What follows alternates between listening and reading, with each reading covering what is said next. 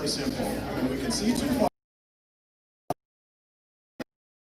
I just have a hard time picking which one I want to actually do. So today I decided that I was going to pick on rocket propulsion in space. Now the reason, I think that's a good subject too. Now the reason I picked that subject is because, you know, as many of you know, we are in a very, very real battle for our channels, for our... And he got a strike on his main channel from a website called Aulis.com. Are any of you familiar with Aulis.com at all? No? Okay, well, you know, I hate to say this, but, you know, Aulis.com is an outstanding moon debunking site. But they do fabulous work, but they do not like flat earthers, and, you know, they don't like to be associated with us in any way, shape, or form. So what they did is, because Jaron had actually referenced some of their material, which is under Creative Commons, they went ahead and they struck him. So I decided Jared White. And Jared White is, you know, you may know him, he's been around for a long, long time in the community, but he wrote this article about why flat earthers shouldn't be, you know, trying to debunk the moon landings, because we have absolutely nothing to say according to him. And it's really kind of sad, but it just kind of accentuates the point that we are, you know, we're out here, we are, everybody's this, and I'm just going to cover the article, and what I want to do is I'm going to debunk the main point, point number 1 of his article today, and then in the following weeks on Globebusters, we're going to continue the rest of the points of this article. So this article right here, yeah, you should be able to see it. Okay, so it's titled "Flat Earth Fails Longitudes," right? Or why flat earthers are incorrect about the Apollo missions. Now, I don't think the flat earthers really have that much of a difference of opinion, you know, as far as what happened with the moon missions. I mean, they didn't go. It's about as simple as that. But, you know, we cite a whole different set of reasons for why they didn't go. The first thing, of course, is we don't believe that space, as it's been portrayed to us, is, it doesn't exist that way. It simply doesn't. In fact, we don't really know what it is. I think probably one of the best guess that we can assume that it is some sort of a liquid. You know, the waters above, something like that, maybe. And of course, Pro 777 has taken some really amazing moon footage that you can see these lunar waves that are going across it, and it almost looks like it's kind of underwater. And it may be something very much like that. We don't know. But what we do know is that they never went, and the whole idea that they did go is crazy. So anyway, Mr. Jared White starts out here, and he thinks that this puts it away right here, this argument. He says, flat Earth fails longitudes. Why is that? Because he shows the inner circle at the first longitudinal line at 16,000 kilometers, and then he goes out to 40,000 kilometers, you know, at the equator, and then starts going back out, keeps going back out, but he assumes that in the flat Earth model that somehow those distances are going to be reduced, right?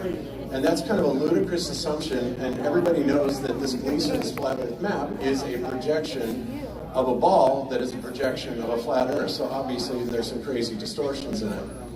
But so I don't think any flat earther out there will ever say that, oh no, around the outer edge it's only 16,000 kilometers. In fact, you know, we had Captain Cook and we had Magellan that actually circumnavigated out there, and they were on more along about 60,000 miles around the outer ice ring, which of course is after the equator. The ability to produce a working map of flat Earth single-handedly proves the Earth is not flat.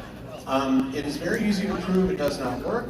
How can the Tropic of Capricorn and the Antarctic Circle be exactly the same length as their northern counterparts on the flat disk? Checkmate. If it were only that simple, right? So, you know, there's fail number 1 right there. He doesn't even understand that you know, other explorers that have a high degree of credibility have actually mapped that and made that journey around Antarctica, and they clocked it back in at 60,000 miles. So big fail for Mr. Jared White right there. So let me actually put my glasses will make it a little easier to read this for you. All right. So the first part is rhetoric. So he says, if you recently learned of the Apollo hoax theory or are just looking for more information on the topic, there are many resources at your disposal. The books and videos produced by many of the original investigators are, for the most part, easily accessible online. Verification of their objections to the official story can be done either online or in a library. NASA's Apollo stock footage, books, and papers written by the astronauts and scientists involved with the Apollo project provide the official version, while archived newspaper articles cover the events surrounding the Apollo missions. Blah, blah, blah, blah, blah. So, now down here, he really starts showing his disdain for flat earthers, and this is really too bad because, for him it's a very personal issue, and I don't know why it should be. We are on the same page. We just happen to think that the Earth has a different shape than he does. But he says, but no matter where you begin looking into the Apollo hoax movement, there's one viewpoint that produces no useful information at all, that of a flat earther. These people cannot even produce a map of their fantasy world without contradicting established geography coordinates. And he cites the frontispiece, the map we just showed a minute ago. Let alone find any valid Apollo hoax evidence of their own. To seriously claim that the Earth is a flat disk should rank as the dumbest idea ever. Okay. Well, obviously he's got a chip on his shoulder, right, guys? I got some crazy people behind me here. I'll show you.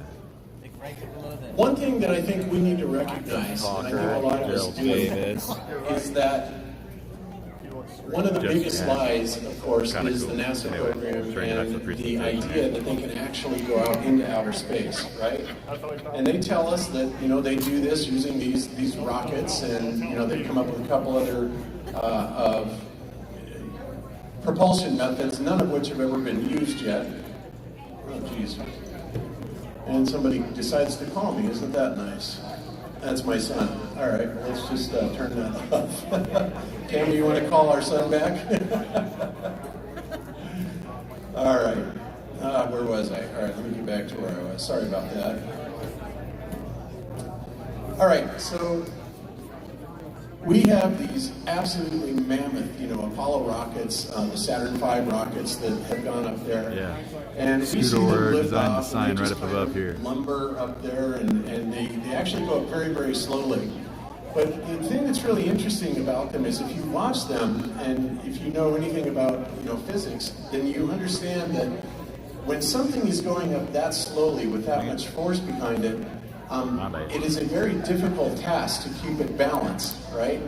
So Jared and I kind of posited a long time ago that what's actually happening is you have this rocket, type of motor that is pushing out a great, huge balloon, I'm just being right? support here. I'm just helping her out provide with this little things I can do. stability for the rocket, because otherwise, one of the things that he says, great time here right now. Tries to claim that Eric Dubay says is wrong, and Eric Dubay says, well, basically the rocket would go up and it would just start spinning around all over the place.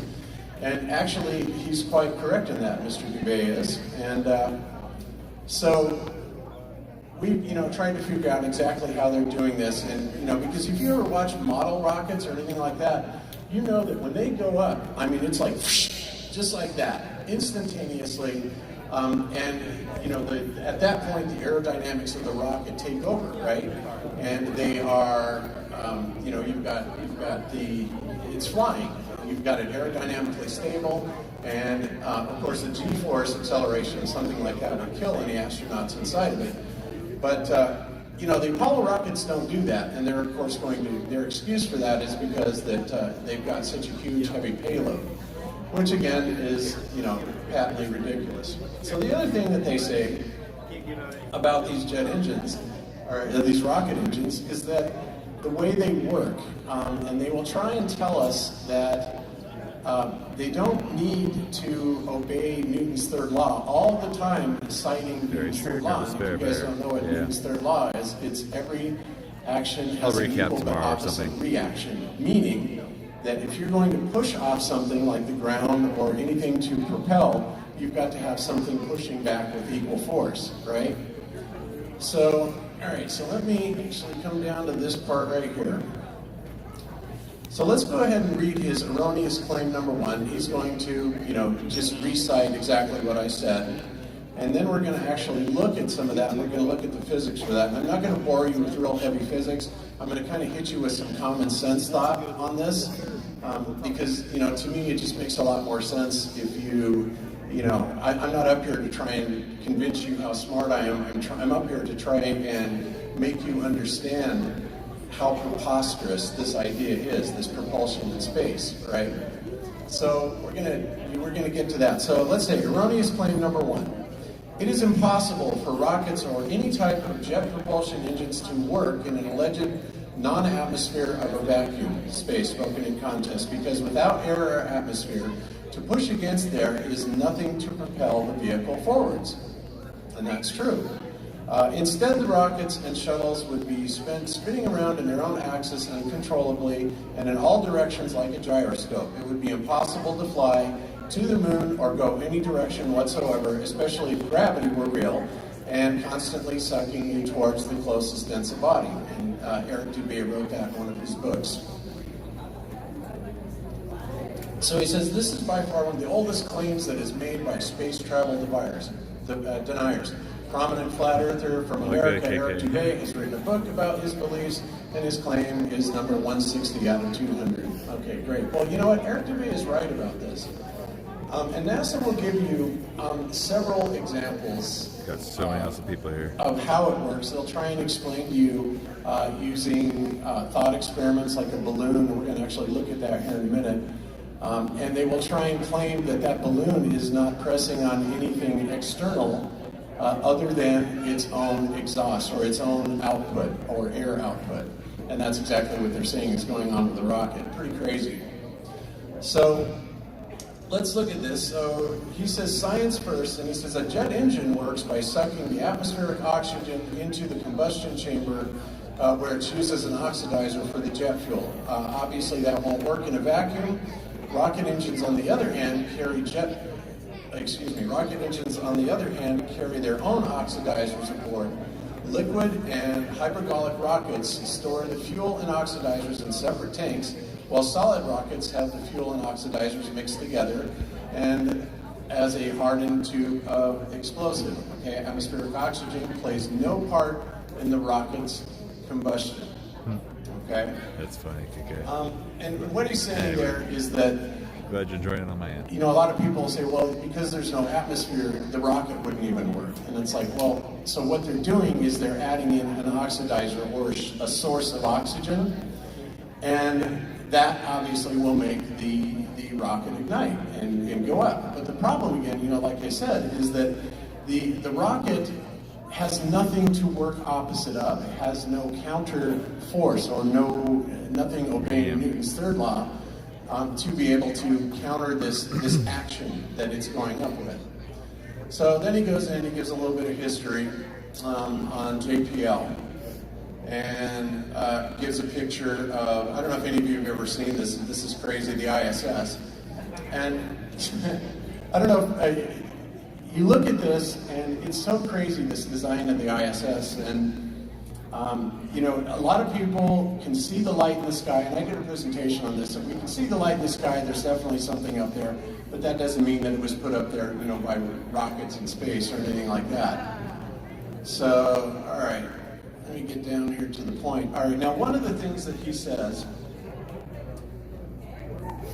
although in fairness, some videos predating Flat Earth's 21st century resurgence also make this claim. The confusion most likely arises from a poor and outdated understanding of how rockets work. In the very early days of rocketry, it was erroneously believed that a rocket's exhaust plumes had to push against the air in order to move the rocket. And if that fired in a vacuum, the exhaust gas would simply be sucked out and the reactive forces canceled. And that's exactly right. That is exactly what we are claiming.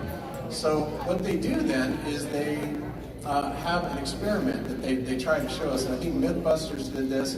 And I'm going to actually look at the one that he cites here specifically. But he goes back and he talks about Robert Goddard, you know, the Goddard Space Center from NASA. With his 1916 vacuum tube experiment, the rocket nozzle was placed at the top of the vertical section, and the circular section reduced the rebound in the exhaust gases. Okay, great.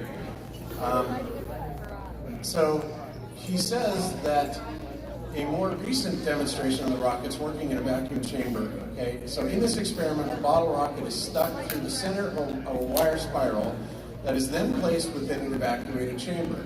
Notice how the rocket's trajectory stretches the coil. Okay, there should be no question that rockets can work in a vacuum.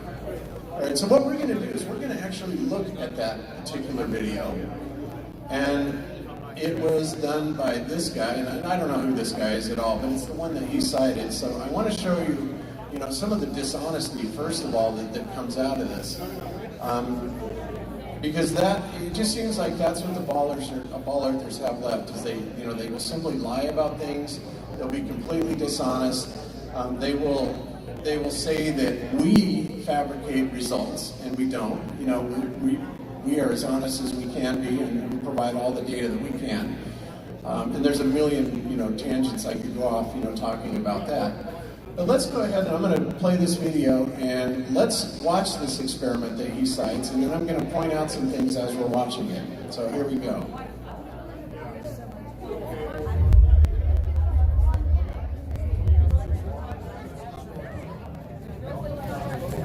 What happened? Uh-oh. Can fly in space. Also think that a rocket can burn a vacuum. Yeah, I can start over. I was scrolling through the comment section of our see-through model rocket engine video that we uploaded the other day, and a few comments there caught my attention. Apparently, the same people that think that the Earth is flat and rockets can't fly in space also think that a rocket can burn a vacuum. The words hoax, space flight, moon landing, the Earth is flat were a few of the words being thrown around to me. So I'm going to run this model rocket engine in this giant vacuum tube and let you be the judge.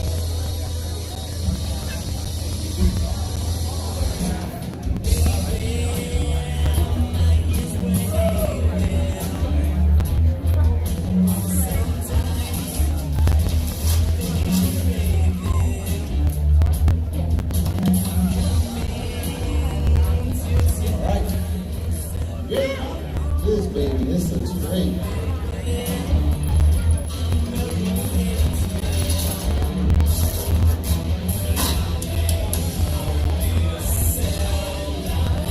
Roll is done. This is my idea to mount this rocket engine inside the tube. What this is going to do, got this idea from the inside of the scroll compressor. And what this is going to do is not only hold our rocket in the center of the tube, it's also going to allow us to see how much force the rocket is producing. I like the fact that it's kind of like a scale. Yeah, now, one thing I want you to notice is he's got that little coil in there, right? He's pushing it in, but that is so incredibly easy to push. It's ridiculous, you know? And he's going to say, well, I like this because it acts as kind of a force indicator. And you can actually, when the rocket takes off, you'll see it push forward a little bit. But he thinks that this is, proof positive that the rocket is generating sufficient force, but not hardly. So let's keep watching here.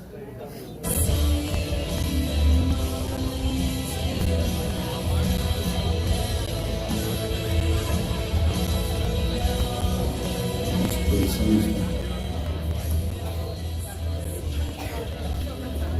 All right, that looks just about good there. Yeah. That looks nice.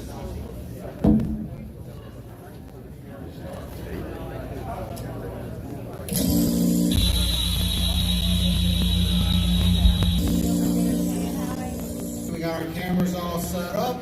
Our chamber is in a vacuum.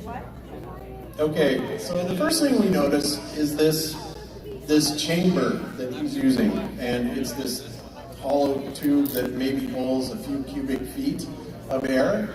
And so he uses an air conditioning, pump for, doing automotive maintenance.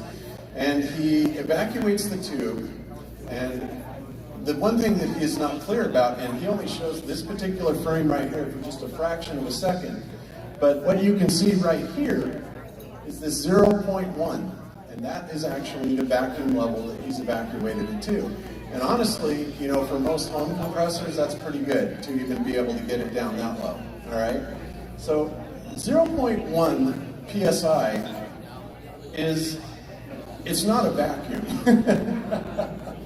It's not even close to a vacuum. In fact, let me show you something, what it actually is, and then we'll go forward. But this is just so ridiculous. Already just starting out being completely dishonest about this.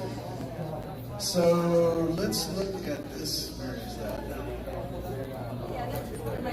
Oops, where is it? Okay, so if we look at this thing right here, this is a PSI conversion calculator.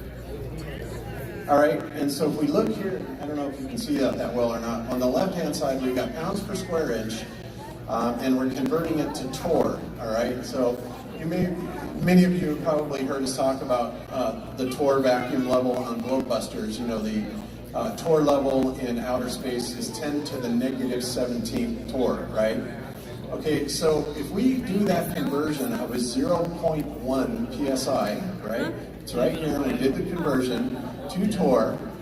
We come up with 5.171493186 torr. In other words, or 5 torr. So we are so many decimal places, you know, off of that 10 to the negative 17th. It's utterly ridiculous because 10 to the negative 17th would be essentially a 0 and then 17 zeros before you get to that 5.1714933, right? So I mean, we are miles and miles and miles and miles away from being anywhere near a vacuum.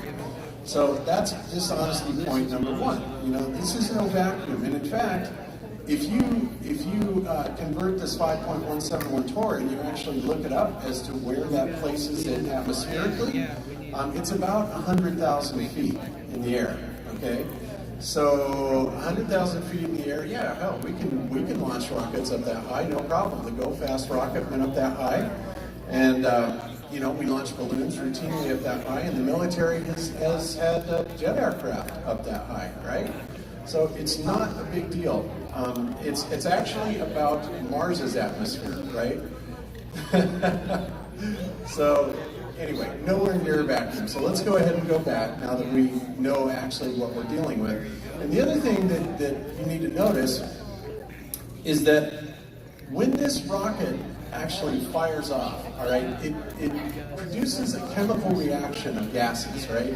And what it does is it fills that chamber full of gas. Well, gas is like an atmosphere, right? That's like filling it full of atmosphere. And you'll notice that as soon as it fires off and starts filling the gas to a sufficient point, that's when he starts finally getting his acceleration, right? So let's watch this continue forward. And we are ready to roll. Godspeed, model rocket engine in a vacuum.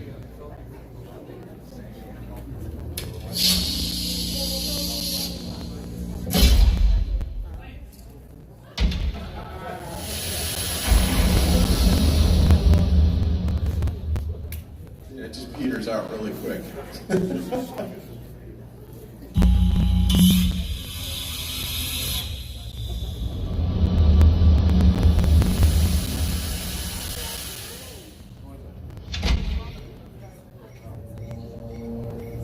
We get 2,500 frames per second now. This is really special.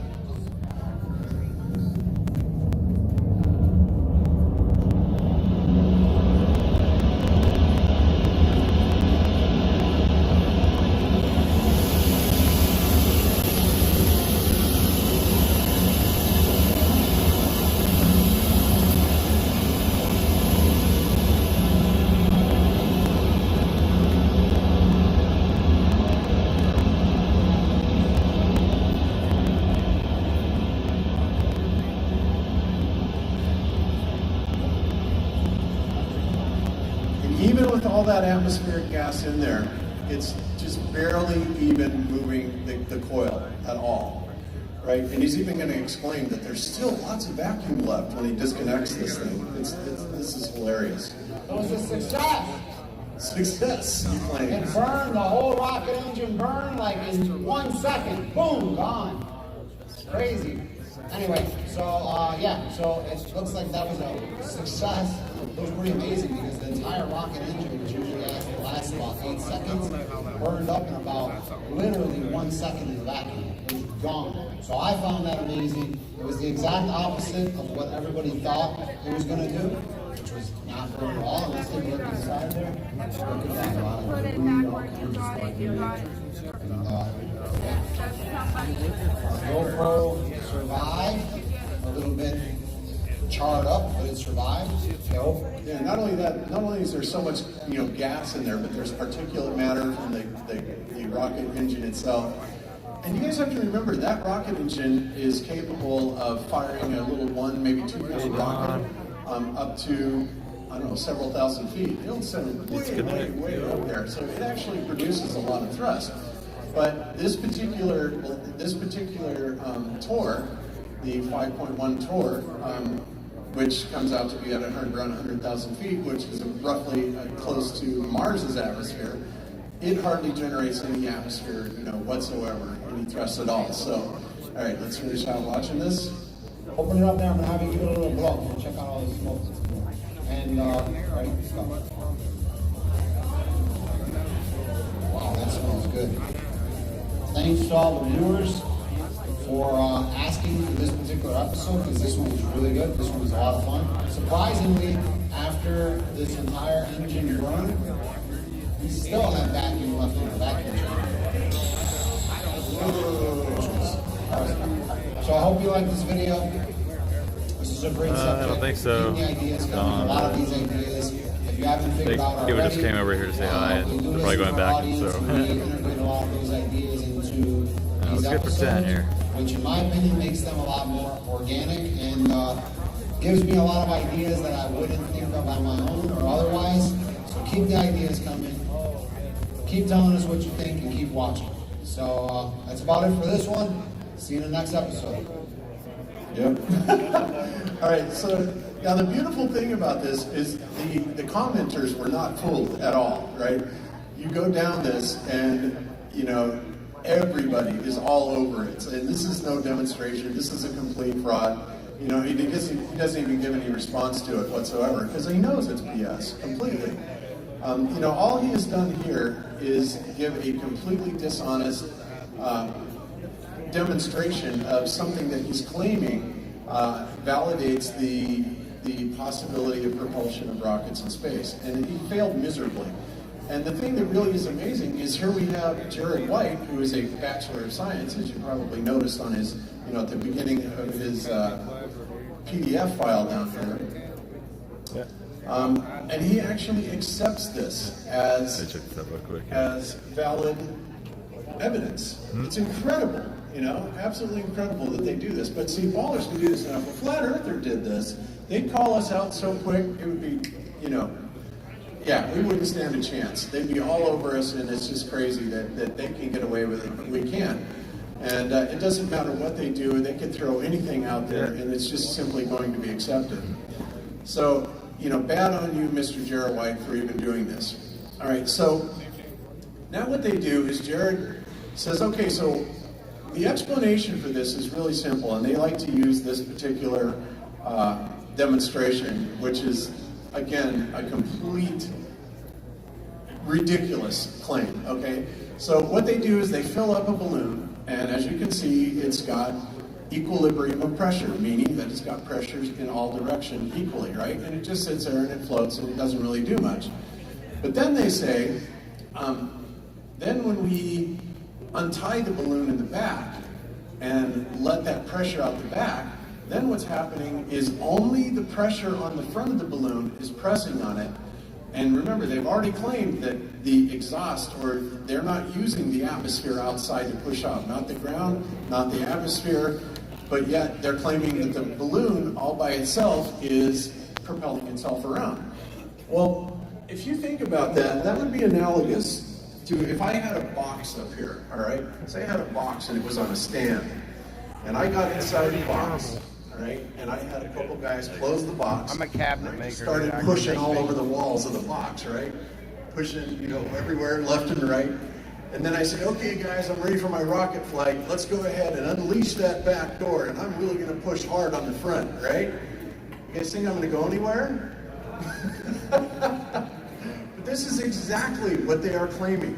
They're claiming 100% that it is not pushing off of the wall or the ground or anything like that. It's simply the hyper acceleration. You have the action pushing on the front of the balloon, and that is exactly what is propelling the rocket. Now, NASA has caught some flack explanation. Imagine yourself on a skateboard, okay? And you're standing on a skateboard and you have a big heavy medicine ball, all right? And so if you pull your legs up on that skateboard and you push that medicine ball as hard as you can away from you, the medicine ball is going to go in one direction and you're going to go in the opposite direction, right? Okay, great. Well, yeah, we can buy that. And the reason is because you're pushing off of something that has mass, right? And you're pushing it away at a fairly fast speed. Now, it's going to go away a lot faster than you or a heavier medicine ball. But so that is their demonstration, and they expect you to buy that. But if you think that through, then you think, okay, well, if I'm going to apply that to a rocket and I have all these medicine balls, then I've got to have a whole stock of medicine balls or mass to counteract, to be able to expulse and push off of, right? And rocket fuel does not do that. Now, they'll also try and tell you that the rocket fuel itself produces the mass. The gas is the mass. And that is patently absurd, because to say that a chemical reaction producing a whole lot of gas is actually what is pushing that, you know, multi-thousand ton rocket up, or hundreds of tons of that, because they say that it does not push against the atmosphere. A friend of mine did. You guys may know YouTuber Rob Durham. And Rob Durham is he's a good friend of mine. I've known him for about 5 years. He's a member of FE Corps with us, and he's been a practicing engineer for a long, long time. And so he kind of got the same idea as this. And he said, okay, so let's using its, you know, stated parameters, okay? So before I do that, let's go ahead and cover what, you know, the actual physicist explanation for how this is going to work. I'm going to just play this video really quick, and let's hear how NASA explains how this is done, in case I didn't do it well enough. So here we go. Maybe you're thinking that's not helping your understanding very much at this stage, and you want a little bit more. You don't like to do that. Okay, you're in a good company. You'll find that there hasn't been a missile man or woman in the history of rocketry that has really understood why a rocket flies by looking at those kind of calculations and understanding the rocket equation. Yeah, so he's patently admitting, whoa. So he's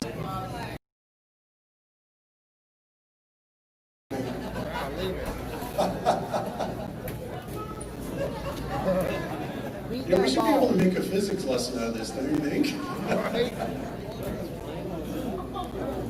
That's crazy. It just keeps batting in. Turn up the gravity! Yeah. But, so, yeah, well, you know what? Let's make a physics lesson out of it. What's happening there? The balloon is being drawn into the low pressure zone created by the fan, right? And then it gets close enough, and then it's batted away.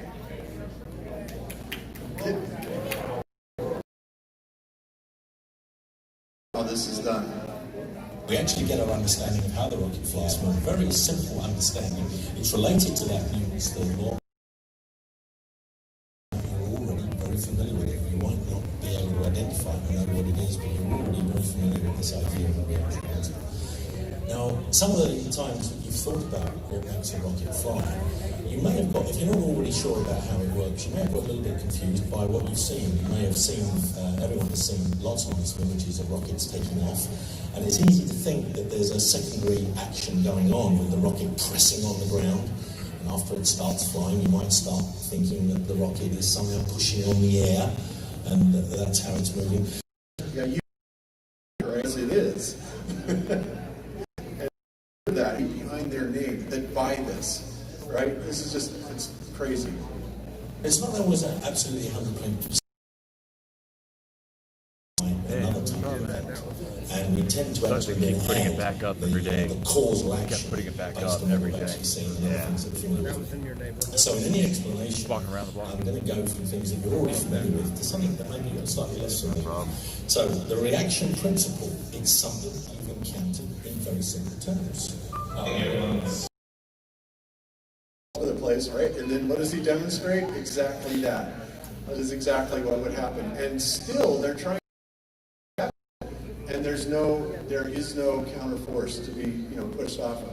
Or they will deviate from that explanation sometime and say, okay, so no, what's really happened here is you got this air blast that's coming out the back, and that's the mass, and then the rest of the air that's coming out behind it actually presses against that, right, and propels this, multi-ton rocket, at 17,500 miles an hour.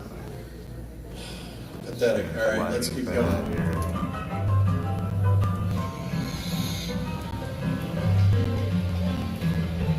Here's an example everyone's seen, the launch sprinkler. It's the reaction principle obeying Newton's third that makes it return. And you must have felt the shower head moving in your hand as you turn the tap on and off like this. Again, it's the rocket's reaction principle in action.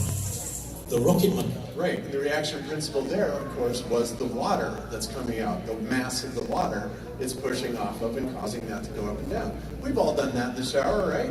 You have the shower head, you turn up the water pressure more, it presses it even more. It's not because you have one action of pressing the shower head in one direction. There is an equal but opposite reaction off of the mass of the water that is providing that backwards propulsion off of it. It's just crazy. It is the very expulsion of the jet from the rocket nozzle of the rocket motor that causes an instantaneous and simultaneous motion of the rocket in the opposite direction. Remember, this is Newton's third law in play, which is that every action has an equal and opposite reaction. So the action in this particular example is the jet stream from the rocket nozzle, and the reaction is the movement of the rocket motor, and thereby the rocket body as well, in the opposite direction. And the beauty of that is, and the true power of the rocket, is that it can do this in the atmosphere of the Earth, it can do it underwater, believe it or not, and it can also do it in the vacuum of space. And it's specifically because it doesn't need to push on anything to be able to make its transit. And that's what makes the rocket fly. Yeah, bullshit. That is so true. So Rob Durham, very clever guy, decides that he's going to go ahead and set this experiment up in his kitchen. So he sets it up there, and I'll go ahead and mute this while we're playing it.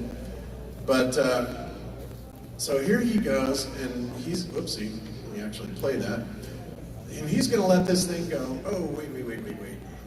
Actually, I went too far forward, sorry.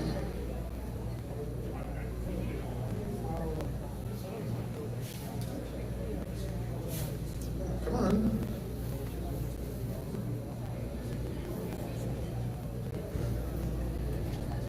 All right, technical details here.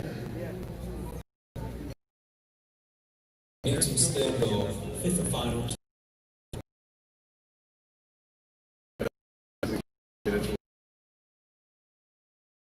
And of course, the balloon pushing off the air propels it across the room. Easy to understand, makes perfect sense.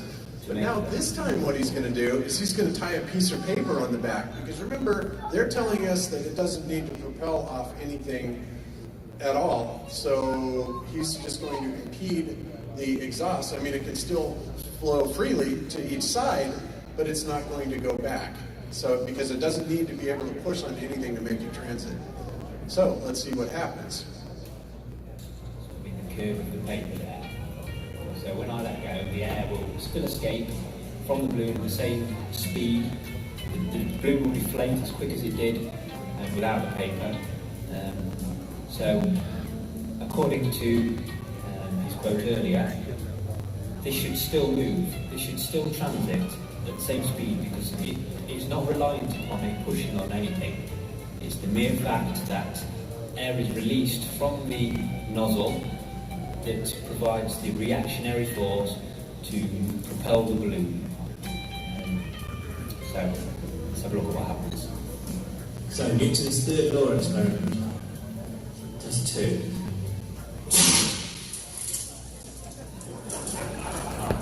That didn't move very far. No, that didn't go very far at all.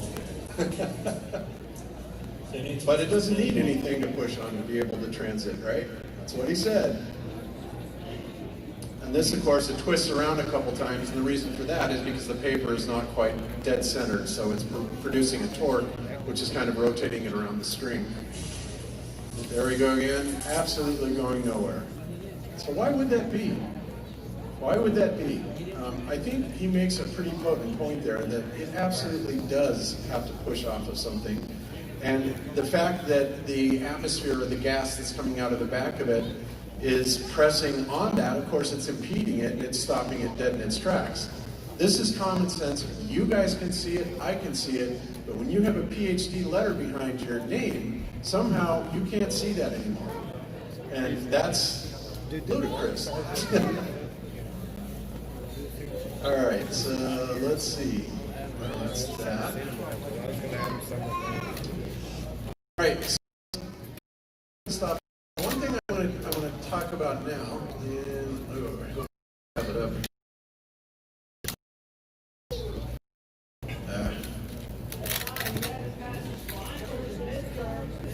Yeah, exactly. All right, so there was a guy, a physicist, named James Prescott Joule, and it's where we get the measurement of the joule for energy from. And James Prescott Joule did an experiment and proved it's called free expansion of a gas. Now this is something you do not hear physicists talk about at all. And in fact, it's funny, if you go looking up for free expansion of gas on NASA's website, they don't even hardly talk about it at all. Why would that be? Why wouldn't they talk about free expansion of gas? Well, let me tell you exactly what it is. So, free expansion of gas is, as you can see here, you have the container and then you open it up, and as soon as you get into a vacuum or another mass that doesn't have any matter in it, then what it's going to do is it's going to just expand instantaneously. So if there's a vacuum here,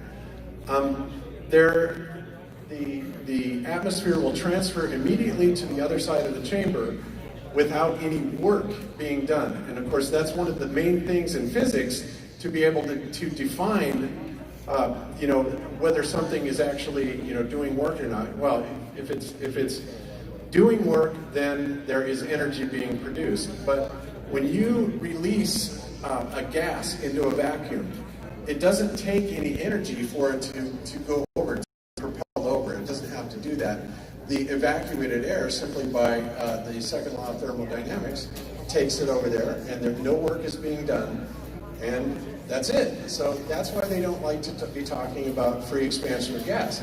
Well, why don't they want to? Well, because on a rocket, if you are firing a rocket in space into a vacuum, and it doesn't matter how fast how much fuel you use or anything like that, how big you make the explosion, it can never, ever, ever compensate for the vast emptiness of space, right? Just can't be done. The vacuum of space is 10 to the negative 17 torr, which is a vacuum that is absolutely unimaginable, and it will neutralize any atmospheric pressure instantly. This is another reason why it's impossible for Earth to be next to a vacuum, right? It simply can't happen. You've got a pressurized system next to a vacuum. Of course, they want you to believe in that case it's okay because gravity takes care of all that, right? No. And that's, of course, a different conversation altogether. But for rockets, you have the free expansion of space law, which completely annihilates the idea of a rocket being able to develop any propulsion whatsoever. So, all right. So let me go. Did that. Now, the last thing that I want to cover here, and this is really interesting, because if you go to Wikipedia and you look at rocket engine nozzles, okay, one thing that they talk about is the size of the nozzles, and you have to have an optimal size for the rocket engine nozzle for it to be able to produce optimal propulsion, right? And the interesting thing about it is well, here it says right here, it says the optimal size of a rocket engine nozzle to be used within the atmosphere is achieved when the exit pressure equals the ambient atmospheric pressure, which decreases with increasing altitude. For rockets traveling from the Earth to orbit, a simple nozzle design is only optimal at one altitude, losing efficiency and wasting fuel at the other altitudes. Well, what is that saying? Well, have any of you ever jetted a carburetor? Right? You jet a carburetor, basically what you're doing is you are tuning that carburetor for the elevation that you're at. In other words, there's an optimum fuel-air mixture that you are trying to achieve, right, to give you maximum power. Same thing is going for this, and what they're saying here, it's like they're tuning that rocket engine nozzle much in the same way that you would take your finger and put it over a hose, right? And if you move your finger over to the side, then it doesn't spray out as far. But if you really clamp it off and make the pressure go way up, then the water squirts way out, right? So that's essentially what's going on here. You've got a venturi that is tuning to the atmospheric pressure. But wait a minute, they said that it doesn't matter. You don't need an atmospheric pressure for this to work. And yet, they'll tell us that, you know, in order to make it work optimally, it has to be tuned for these elevations. Maybe they're talking about only going up to 100,000 feet because they can't go any further than that, right?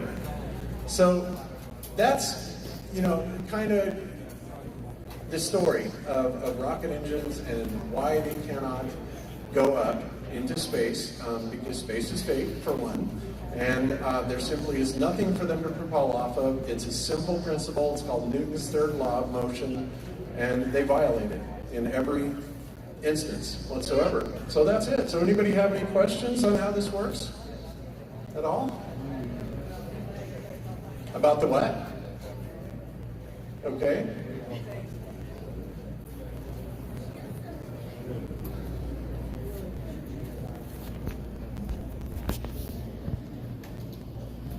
So, I guess what they would say in response is that they don't need that much pressure because in space, if you just barely move it, then you can kind of navigate over, you know, because you've got lots of space, say, between Earth and the Moon, so you just barely move it a little bit. And so if they can build up enough pressure based on the gas, whether it's oxygen or something like that. They can say that, but the problem is that you have to overcome, when you have heavy, and you've got to have a very significant force. Now, once that force, that mass is in motion, then you have to contend with changing directions to be able to navigate it. And that's even more of a problem, right? So you've got to have even more power back to that steerable nozzle, at least that's what they're telling us.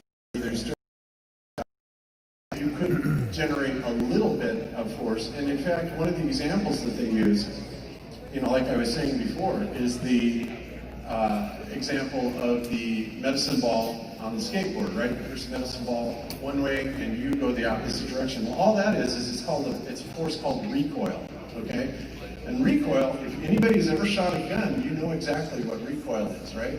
So what happens with recoil is you fire the gun, and then the equal but opposite reaction part comes back and it uses the frame of the gun to work against, which is anchored to you, which is anchored to the ground. And then it takes that little bitty bullet, you know, several grain bullet, and it fires it off at a really high speed. So great, you can actually, you know, that's a recoil principle. And you can actually take a gun into space, or maybe a bullet into space, and if you could detonate that gunpowder, you would have the bullet go one way, but really the casing, because it's so much lighter, would go a lot faster in the opposite direction. So you have to contend with that mass as well.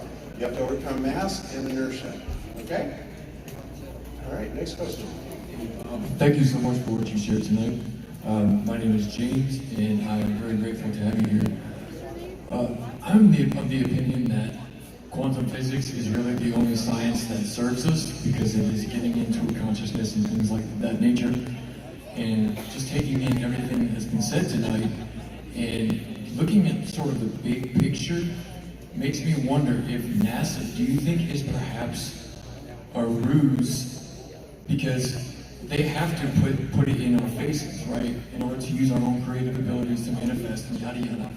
But would you say, or what is your opinion on perhaps jump room technology or ideas of the planets, other planes that we see, perhaps being potentiality spheres that are also planes of existence, but perhaps that those on this shadow path, which quite obviously they are perhaps accessing these realms, laughing in our faces, but they also have to do it in order to progress in their own way. So basically, you know, because I know you have so much information, I haven't been able to keep up with it, you know, honestly.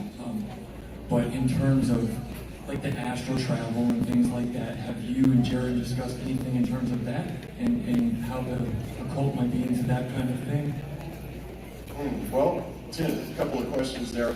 As far as the astral traveling, that's something that I've been interested in, and actually there's a physicist by the name of Dr. Dean Radin that was a physicist at Princeton University who did consciousness studies like that.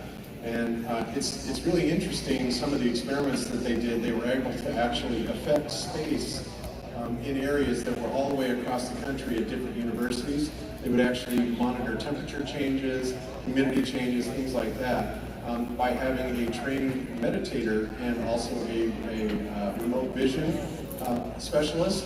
And they were actually able to change the conditions in a particular area, okay? So as far as jump room technology and stuff like that, there is a counterspatial energy that I think all matter comes from, and that, you know, Austin and I have talked about that a lot, where it comes from the luminiferous ether. There is a counterspatial zone there, because you have the centripetal and centrifugal toroidal patterns of not only magnetic fields, but of the ether itself. And the centripetal specifically are obviously terminating into an area that is not in this dimension, right? So, but how far they've actually taken that, who knows? You know, they may have technology like that, but I have no idea. I will say this, I put it out there into the group conscience on Reddit once, and never have I had not even a single, well, I think I went to the astral projection sub, and it's just like crickets. Now you can ask anything else, like, hey, astral project to my mom's basement, and you know, I'll give you $100. But when I said, hey, has anyone been to the ISS, things of that nature, so just wanted to ask for your opinion. Thank you so much. You're very welcome. All right, any other questions? Hey, what's up, bro? Austin, big fan. Uh-oh. This is Austin Whitson for Whitson Gets Us. He's our newest Flowbuster. Shoot for it, Austin. Yay! So I was thinking, tell me if you think this is like an efficient analogy or illustration. So if you take an extinguisher and you're sitting on the opposite base it's going to push you back, are they basically telling us that if you go in the vacuum chamber with the extinguisher, that you still propel, right? They are telling us exactly that. In fact, they have portrayed that in the movie Gravity, right? I don't know if you remember the scene in Gravity where after all hell breaks loose, right? And, you know, the space shuttle is in shambles and everything's been destroyed. They're out there with fire extinguishers, you know, shooting, you know, stuff into space as if, right?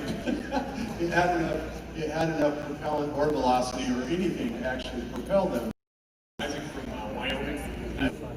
You know, that's a good question, and you know, I've thought about this a lot, and it seems to me that, you know, they give the example for centripetal force as the ballerina, right, or the ice skater, right, that pulls her arms in tight, and thus decreasing the mass, you know, and bringing it into a more confined area. So, but as far as what they said, centrifugal force is actually the non-existent force. When in fact, all of us can swing something around, right? And we have a clear demonstration of centrifugal force there. So I have to be honest with you, that has always puzzled me, because it seems to me that exactly opposite of what the mainstream is saying is actually true about centrifugal and centripetal forces. All right, cool. All right, any other questions from anybody? Wondering, based based on the model rocket example we had there, even if that was at a vacuum, now 0.1 psi or 5.1 torque, wouldn't that wire that he put it on, which is attached to a frame, which is then attached to the ground, also be giving it something to push against, allow it to push anyway, because it's connected to something, it has something to push against? Well, no, because the spring is only acting as a mount, okay? And, you know, he's trying to say that the force being generated is being demonstrated by how much the spring decompresses, right? And as you can see, it doesn't decompress very much, and it doesn't do it at all until after the gas fires and you see the gas coming back. Then we're starting to get some atmosphere there where it can actually push against it, and then at that point you get kind of a surge forward. So I mean, you can see very clearly that that is what is required, you know, for it to push forward. And the slow motion did a beautiful job of demonstrating just that. All right, cool. All right, anybody else, or we'll wrap it up? All right, cool. Well, I guess that's it then, guys. We will be covering the rest of these on Globebusters, and if you want to hear me right.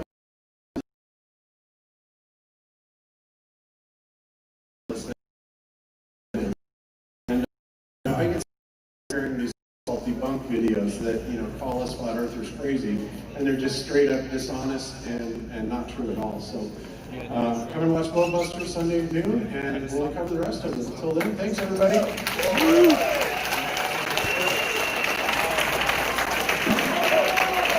Hey guys, much love.